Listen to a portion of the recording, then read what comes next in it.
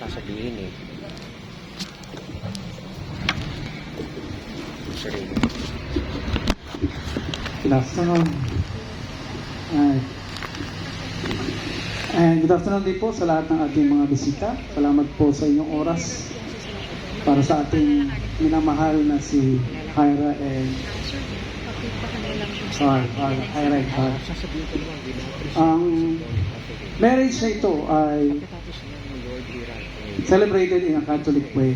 In other words, kung ano yung standard ng simbahan sa pagkakasal, ayun po ang matutupad. Pag garden wedding, we expect different people with different religions. So, we just ask for your cooperation para ma-enjoy ng ating couple yung solemnity ng marriage nila. Pero today, our message is about marriage. Hindi about kung paano ituring ng religion ang marriage. Doon lang tayo sa marriage. Sino ba yung nag-create ng marriage? Ano ang design ng marriage? Ano ang ini-expect ng Diyos sa bawat mag-asawa? Hindi lang sa kanila na nandito ngayon na kinakasal. Marami ang hindi na naniniwala sa perfect marriage.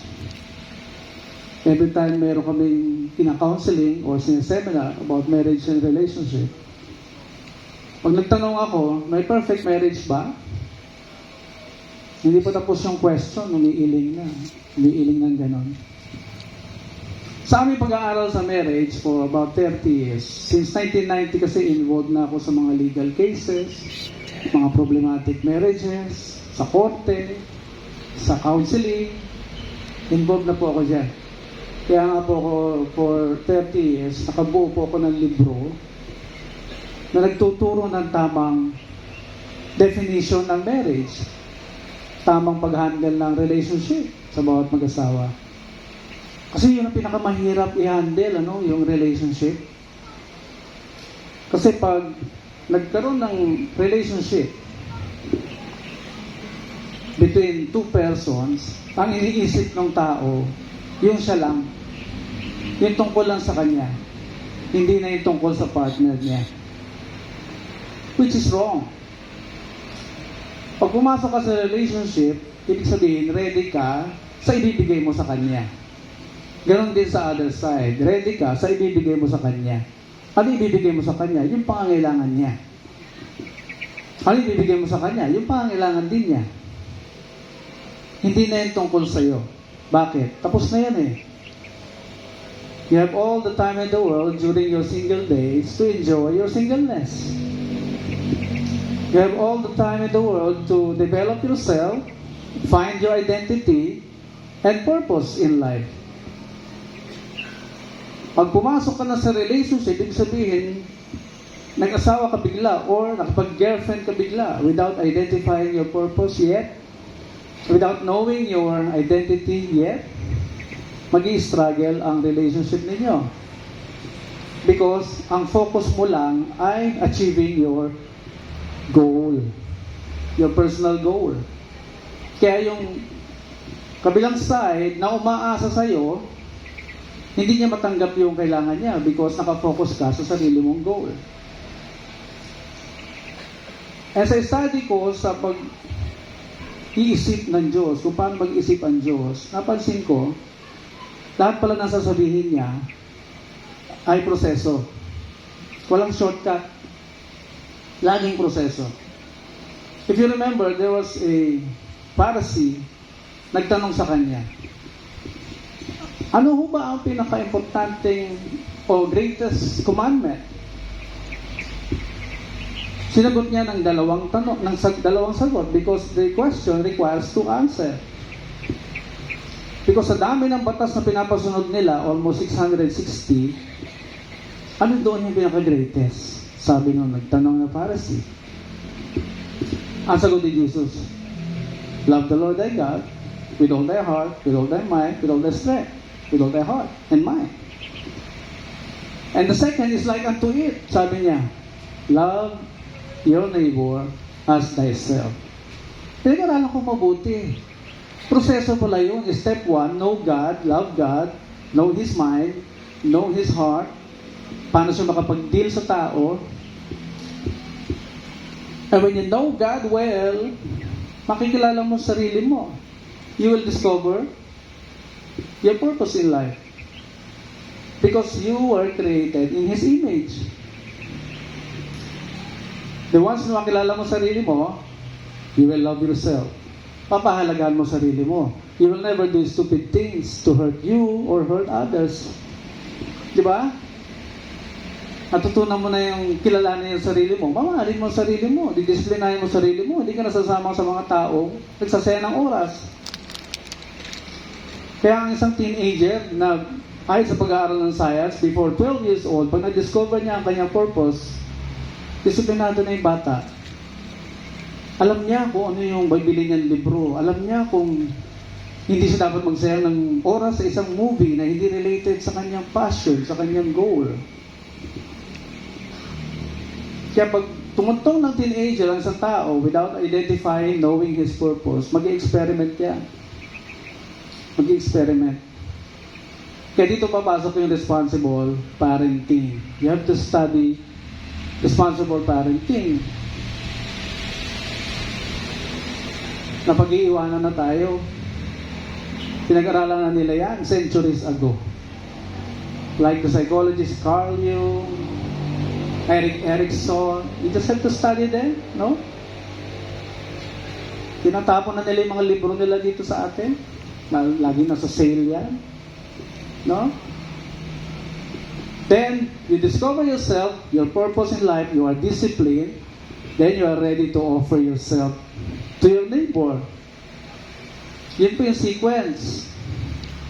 A neighbor can be your spouse, your siblings, your parents. Kasi punong-puno na ng love sa sarili mo, meron ka na may bibigay sa kapwa. So pag nasa marriage ka, relationship, hindi mo pa discover yung purpose mo, mag-i-struggle ang marriage. Bakit? In the first 5 years, hahanapin yan ng nature.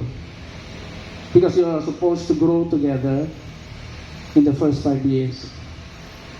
Kaya ang taas ng hiwalayan during first 5 years, statistically. Bakit? Struggling ang marriage. Ang babae, naghahanap ng direksyon. Kanino? Sa lalaki. Because sa lalaki lang inuutos ang pagkakaroon ng direksyon. Although the woman can also have her own direction. Kaya pag yung lalaki, yung husband, hindi nakita ang direksyon niya, the woman will take over. Siya magpapatakbo ng marriage. And husbands, you will never like that. No? Hindi nyo magugustuhan na didiktahan kayo ng babae. Ha?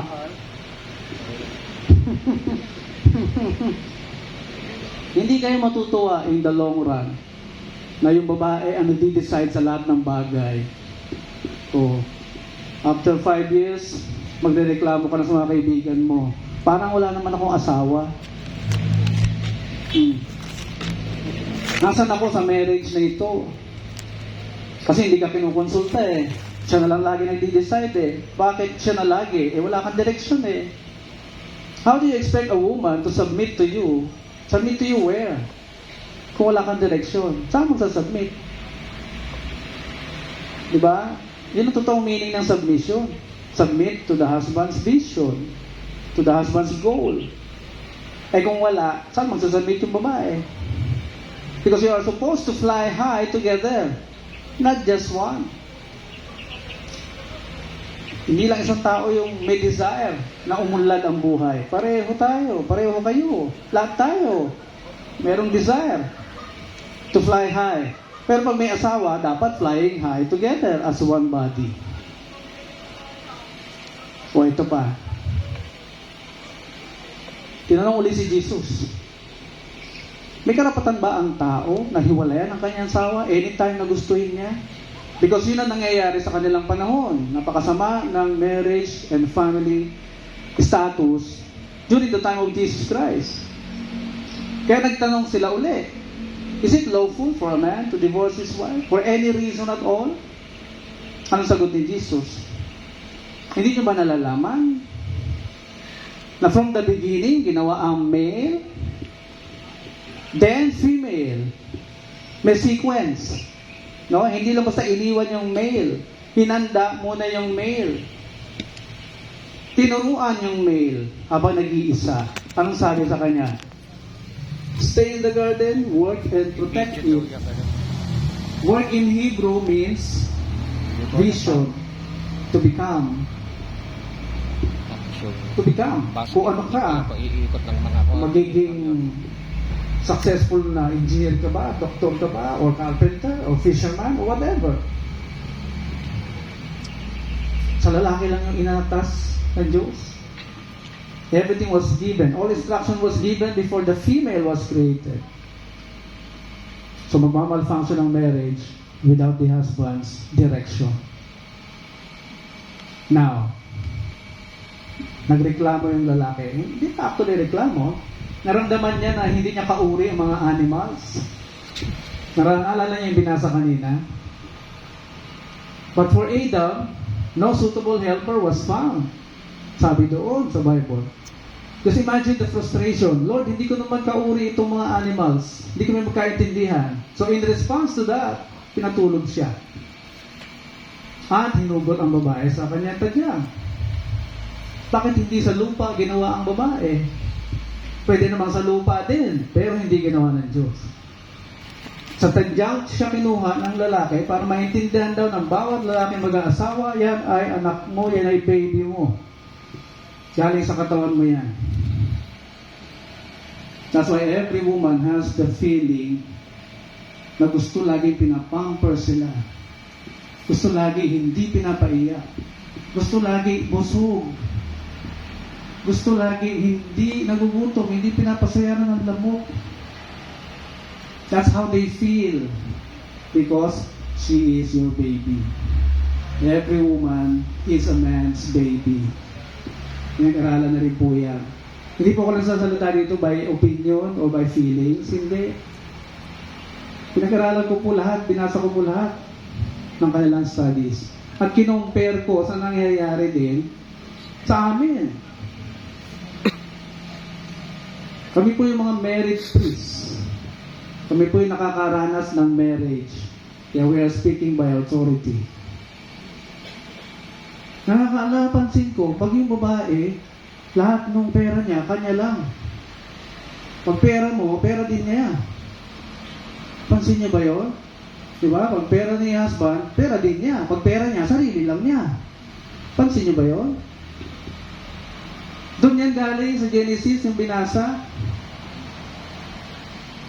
Because you all expect your husband to provide for everything that you need.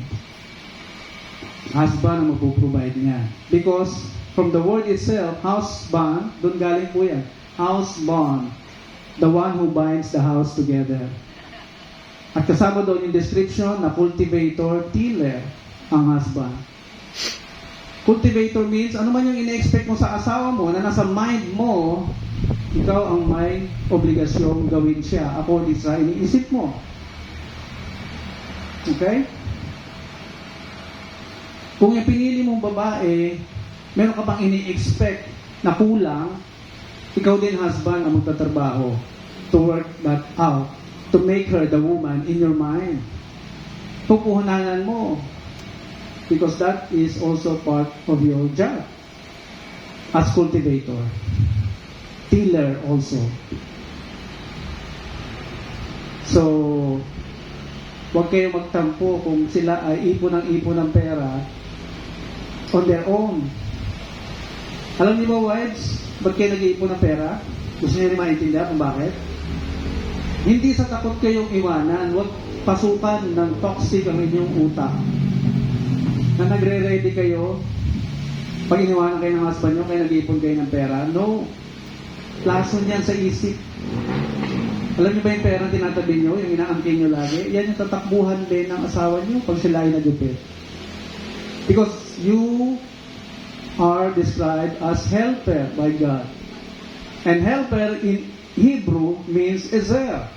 And ezer used by God in different situation kung saan tumatakbo ang tao sa kanya for help. God has different names according to situation. And that includes Ezer, takbuhan sa oras ng pangailangan.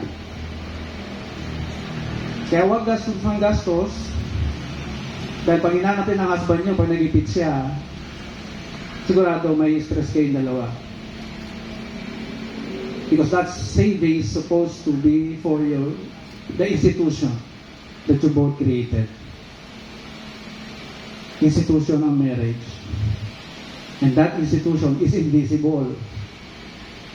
Hindi naman alam ng tao pagka lumabas kayo, na magkahiwalay, hindi alam ng tao kung kayo ay pamilyado or married unless lagi nakasuot yung wedding ring. Di ba? Kaya na-invento siguro yung wedding ring. A physical symbol must be shown to the public para malaman ng tao na meron na nagmamay-ari sa'yo. Kaya wag uhubarin ang wedding ring. The moment hinubad niya, you are opening the doors for others para landiin ka. Okay? So the moment na may naglalandi, pakita mo na, pakita mo to, wedding ring. Okay? And finally, the meaning of marriage is gem. Gem. Which means the fusion of two elements. Fusion, pinag-iisa kayo. Fusion of two elements. Because you are two precious stones. Paano pinag-fuse ang dalawang elemento? By heat, by pressure, init, kasama yung stress ng buhay. Kaya pag naging kontrabida, tingin ninyo sa isa't isa, may hirapan kayo maging isang katawan. May hirapan kayo. So I hope baunin nyo ang mensaheng ito at i-apply. Hindi na basta alam ninyo, pero i-apply ninyo. Your husband needs respect. Yun ang kanyang priority. Your wife needs love. Yun ang kanyang priority. So i-research nyo yung pagkatao niya, ano yung mga bagay na hindi mali-disrespect siya. I-research mo din yung mga love language na gusto niya. Para mas maramdaman niya yung love galing sa'yo. Hindi sapat yung pirmahan lang. Di ba, no? Ira, hindi sapat yung pumirma ka lang.